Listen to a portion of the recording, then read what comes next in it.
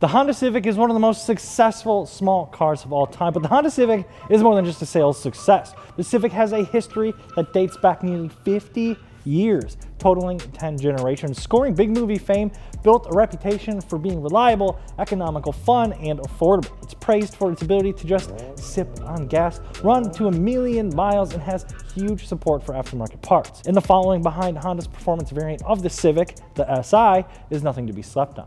It's no wonder these cars were so successful and have such a huge following, and why you see so many on the road still today. Along the way, I think we've all probably considered one at one point or another. But what makes a good Civic SI, and what generation Civic SI is the best? Which one is going to be the most fun, the most reliable, and the most economical, or even the most powerful? Or rather, which one has the best combination of all of those desirable traits? Well, buckle up, boys, because that goddamn Honda seatbelt chime is pissing me off.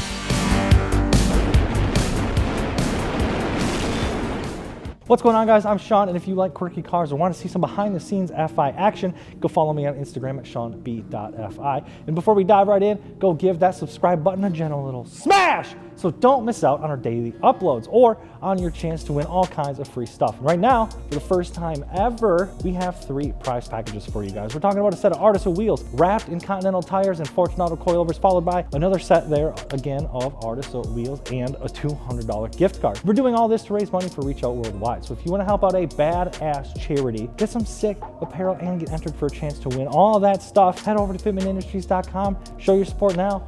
Let's get started. Even though the Civic is coming up on its 50th birthday, it wouldn't be until the Civic's 3rd generation that we received any sort of sport model. And by we received a sport model, I mean Japan in 1984 got a 122 horsepower Civic SI, and the US got an 85 horsepower Honda Civic S, no I, with a carbureted 1.5 liter EW1. In 85 though, Honda gave us the 1st generation of SI with the Civic CRX SI arriving in the US, and that was supposed to be the star sport model for the brand. And although it did well enough, people were still sticking to the slightly more convenient sedan and hatchback variant of the regular Civic. By the 1986 model year, the Civic SI hatchback would be born, and both the CRX and the Civic SI models shared the 91 horsepower 1.5 liter fuel injected single overhead cam engine, which sounds really slow, and don't get me wrong, it really was, considering the 9-second 0 to 60 and all, but it was fun. It was lightweight, it was very nimble for the time, and the CRX and Civic SI really took the practical hot hatch game to the next level in that mid to late 80s section. It went on to win tons of awards until its last model year before the new generation, 1987. For the Civic SI's 2nd generation, ranging from 88 to 1991, we were given similar treatment in the US as the 3rd gen SI, as the 3rd gen Civic, with the only SI coming stateside being the CRX for the 1988 model year, with a 105 horsepower 1.6 liter. Come 1989 though, and the Civic SI hatchback would be reintroduced again and was yet another smash hit, although arguably less good looking than the CRX. Power would also get a bump for both the hatchback and the CRX SI, boasting a blistering 108 horsepower from the same 1.6 liter D16A6. But with a 2,300 pound curb weight, the cars were plenty quick for the era, a relatively respectable 16-second quarter-mile time, and dominate a tight road course. But the new larger engine and power bump wasn't the only thing Honda had up its sleeve for the 2nd generation of SI. In fact, there was a number of upgrades, including a better flowing exhaust system, a 5-speed manual transmission, sport front seats, and vastly improved handling from an 8-arm suspension in both front and the rear, with stabilizer bars also making its way to both the front and the rear of the car. Needless to say, handling greatly improved over the previous SI's semi-independent rear beam suspension. The 2nd generation SI also gave us probably one of the most missed front-wheel drive Civic platforms of all time, the CRX. The CRX SI from this generation will go down in history as one of the greats and is a personal favorite of mine. For 1992 through 1995, the Civic SI's 3rd generation, Honda's SI nameplate would only land on that of the hatchback and would ditch the CRX altogether. Moving to a much more aerodynamically styled body, the cars took a much needed turn to the future, although it does look pretty dated by today's standards. Power was up to 125 from a 1.6 liter single overhead cam engine, thanks to Honda's variable valve timing system, famously called VTEC, making its way to the Civic, which for this generation was only on the intake cam. Now, you could also get this engine in the Civic sedan and the Coupe in the EX trim, but the SI hatch was really the way to go from a performance standpoint, with its 4-wheel disc brakes that in 1994 got anti-lock brake and upgraded suspension components and all kinds of other standard features like cruise control, a moon roof, and rear speakers were optional later in that generation. Even though weight was up about 150 pounds here over the last generation, the third generation Civic SI was still a bit quicker and outhandled the previous generation. But the SI didn't actually sell super well, being able to get the same engine in a cheaper platform despite the upgrades. By 1995, the last year of the third generation, people were more interested in the cheaper version that still got the same engine instead of having all that fancy SI stuff. And then after a brief hiatus, the Civic SI was back for 1999 for the SI's fourth generation and was available in coupe form only, and really stepped up the bar from a performance standpoint. The fourth generation SI's fully independent suspension, factory strut tower brakes, and four-wheel disc brakes kept the car at the top of its class from a handling perspective. Power was up another 35 horsepower over the previous generation, still using a 1.6 liter, but this time we would see America's first dual overhead cam V16A2 that made 160 horsepower at 7,600 RPM with a peak torque at 7,000 RPM. This engine was an absolute screamer with a 10.2 to 1 compression ratio and an 8,200 RPM rev limit. The sprint to 60 now took just 7.2 seconds and could run through the quarter mile in about 15.5 seconds, which was very respectable at the time for a low displacement economy car, and it was keeping up with much more expensive and larger displacement cars at the time. Not only did this thing perform, it was also a super solid looker, and quite honestly is one of my favorite looking cars from this era. The 15-inch 7-spoke wheels looked aggressive at the time, and the lip on the bumper, the larger side skirts, and that VTEC decal on the lower rear quarter panel really let you know that this wasn't just any regular old base model Civic. I mean, come on, you cannot tell me that you don't at least double take when you see an electron blue pearl EM1 Civic SI. There's just no way. Anyway, the EM1 SI would only be in production for 2 years, and after taking another year off, the 5th generation Civic SI would land in the States for the 2002 to 2005 model year.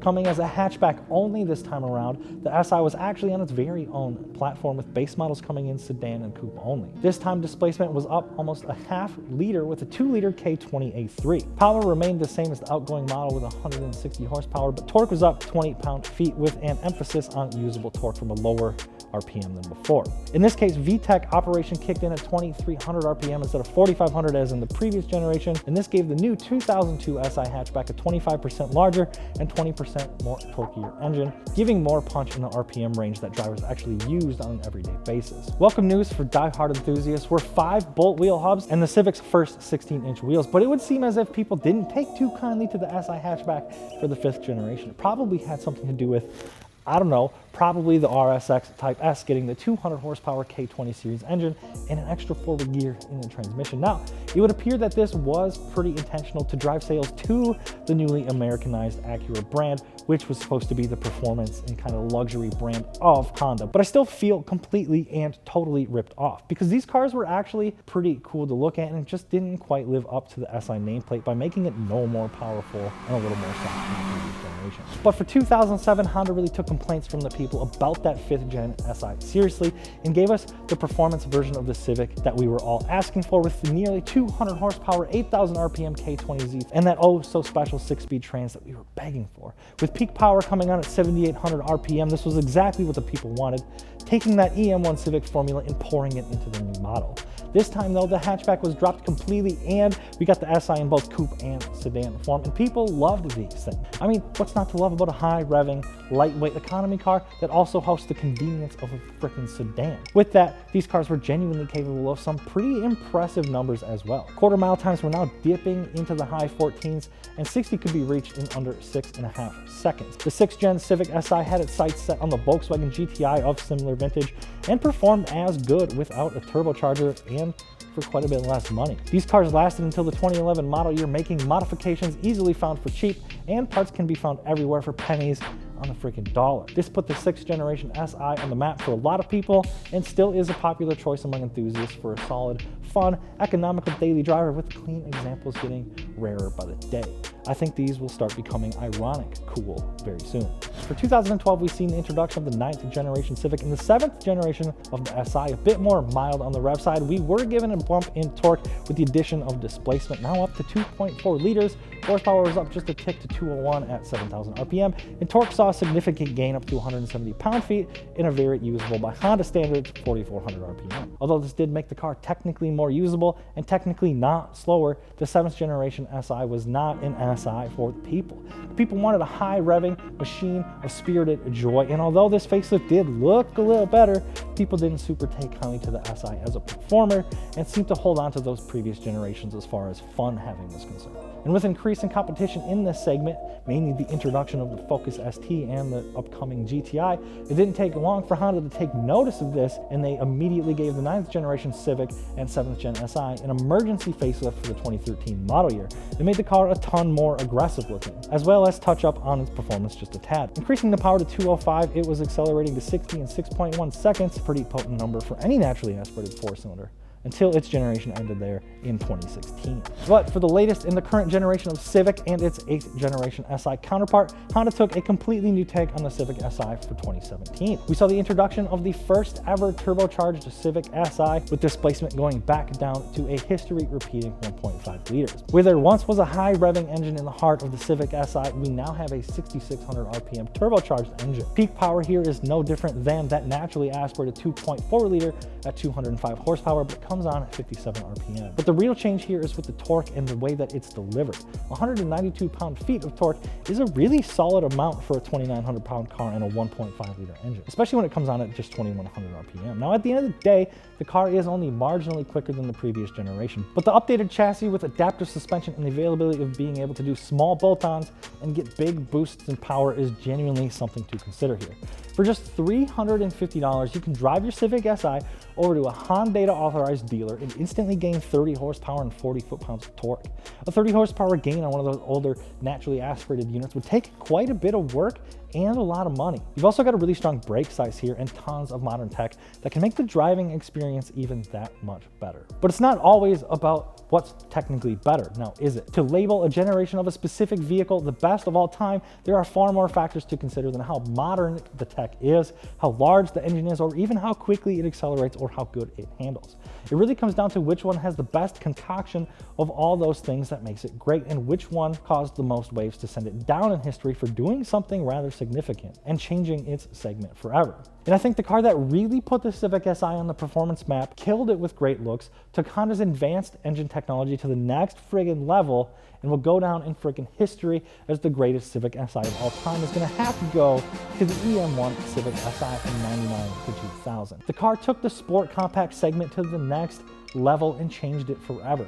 It was the first dual overhead cam VTEC engine we got stateside, and it was the first time the Civic Si really appealed to people outside of the Honda circle, and its small year span makes it a pretty rare example, as well as, in my opinion, being the most distinguishable from a base model. Mark my words, the EM1 Civic Si will be the most significant Civic Si for years to come. And with the quote-unquote fast saga generation kids coming to an age where they want to relive this nostalgic generation of cars, especially in the sport compact segment, the demand is going to rise with a dwindling amount of nice examples to choose from.